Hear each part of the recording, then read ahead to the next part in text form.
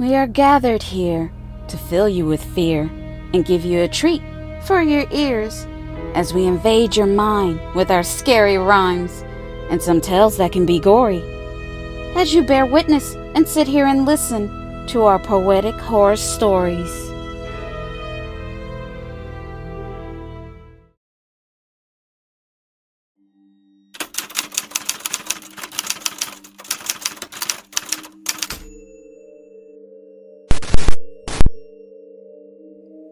Hello, my name is Wendy, and I have an unbelievable, scary story I want to share today. It's a horrifying story about my roommate. I've been living in my apartment now for over a year, and for the most part, I've been happy here. It's a really nice high-rise apartment with a great city view, especially at night when the city is lit up. It is really beautiful. And my rent for this place is dirt cheap. I was surprised when my application was accepted so quickly. I got my keys and moved in the same week. And the next week, my roommate moved in with me.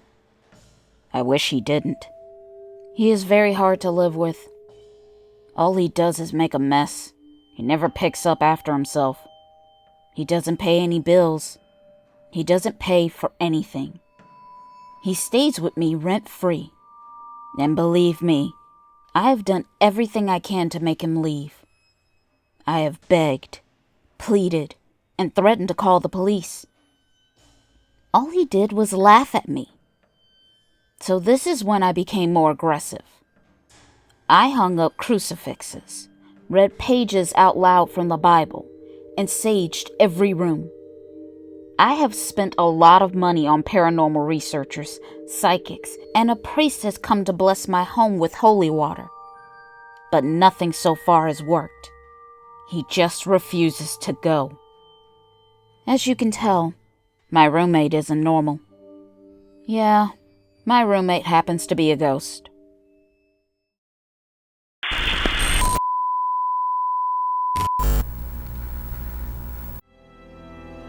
This is just a friendly reminder to please like and comment to let us know how we are doing so far. We would love to hear from you all. And if you're new, please subscribe and become a part of the PHS crew. And we thank you.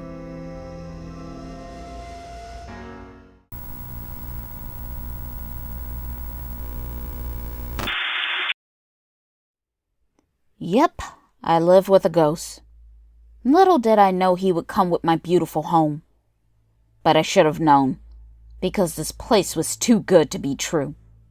For a place like this, and for what I pay, I feel like a fool. Now this makes sense to me.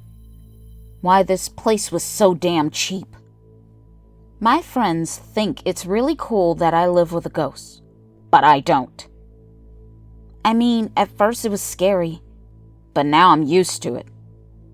But now his presence is just a nuisance, like an annoying little brother that just won't leave you alone. I don't find it cool at all. For instance, he's always slamming doors, turning on and off my TV and radio. He wakes me up at all times of the night by turning on all of my lights. He's always moving my things, like my house keys. They just recently came up missing. I had to call my apartment manager and they sent the maintenance man. He gave me a new set of keys and they charged me a lost key fee. It's very frustrating because I had somewhere important that I needed to be. He also loves to play jokes and pranks on me. Everything is just a game to him. And when I try to ignore him, then the level of paranormal activity goes up in my home. Right off the freaking scales. My best friend Michelle suggested I try to communicate with him. One night, she brought over a Ouija board that she used to contact the dead. Yeah, Michelle is really into all that cult stuff. She wanted us to ask him some questions. This is how I discovered my roommate was a he. His name is Sean, and he used to live here in my apartment. He was 24 when he was murdered about 2 years ago. I said, "Murder?" Sean answered, "Yes." And the killer left him to bleed out on the floor. I asked him, "Why haven't you moved on? What does he want?" Sean told us he can't move on. He has unfinished business he needs to take care of. Plus, he lived here first, and he really loves this apartment. He loves the view.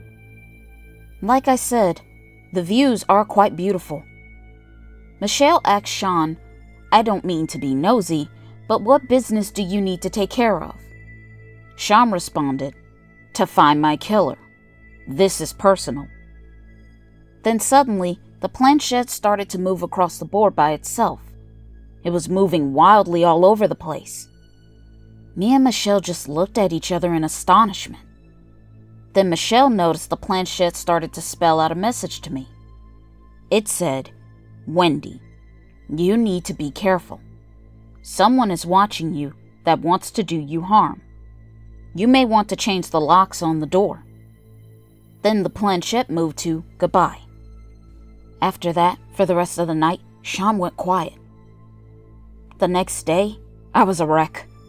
I just couldn't let go of Sean's warning from the night before. I was freaked out from his message that he told us from the Ouija board. Later that day, Michelle called to check up on me, to see if I was okay.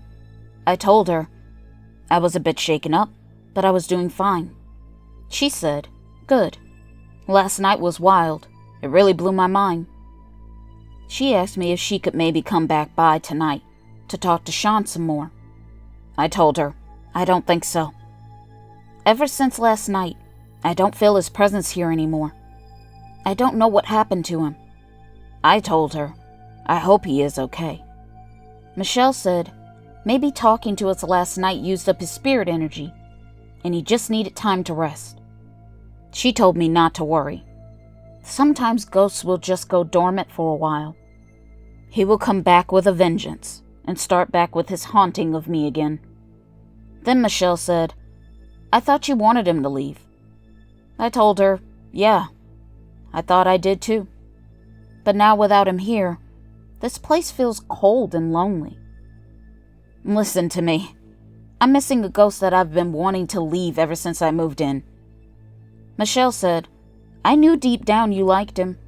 He's your ghostly boyfriend. Then we both started to laugh. Later that night while I was in bed, I suddenly heard my bedroom door open. I thought to myself, Sean is back. But I was wrong. It wasn't Sean.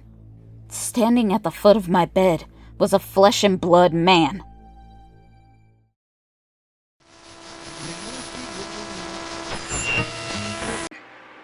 Her husband was always on the road. He was never at home. You see, I'm her neighbor. I live next door. And she was lonely. We became fast friends, and we had a good rapport. But our friendship started to change. We grew closer. Our bond became really strong. She was going to leave him to be with me.